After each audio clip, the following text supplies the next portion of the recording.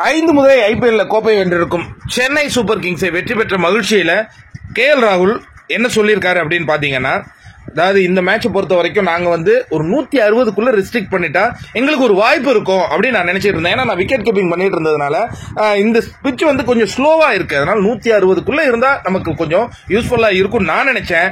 But MST எங்களுடைய கனவுகளை தகர்த்தார். ஒரு 15 ரன்கள் அதிகமா எடுத்துட்டு போனார். இது இப்ப நீங்க நினைக்கிறது போல கிடையாதுங்க. நாங்க விக்கெட் விடாத எடுத்ததுனால இது ஈஸியா எங்களுக்கு தெரிஞ்சது. பட் விக்கெட்டுகள் போயிருந்ததுன்னா இந்த 177 நாங்க ரிப்ளை பண்ணியிருக்கிறதே கஷ்டம். அந்த 177க்கு போறதுக்கு ஒரு மிகப்பெரிய உதவியாக எம்எஸ்டி இருந்தார். அவருடைய மேஜிக் இன்னைக்கு இந்த கிரவுண்ட்ல பார்த்தோங்க. அவர் வந்த உடனே அந்த ஏற்பட்ட சத்தங்கள் எனக்கே ஒரு கணம் யோசனை போச்சு.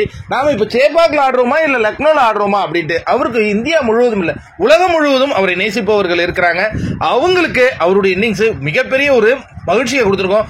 எனக்கு கொஞ்சம் பயத்தை தாங்க கொடுத்தது அப்படிங்கிற மாதிரி கேஎல் ராகுல் அவருடைய பேட்டியில சொல்லியிருக்காரு. இதை பத்தி உங்க கருத்து என்ன நண்பர்களே? கமெண்ட்ல என் கூட பதிலுக்கு வாங்க.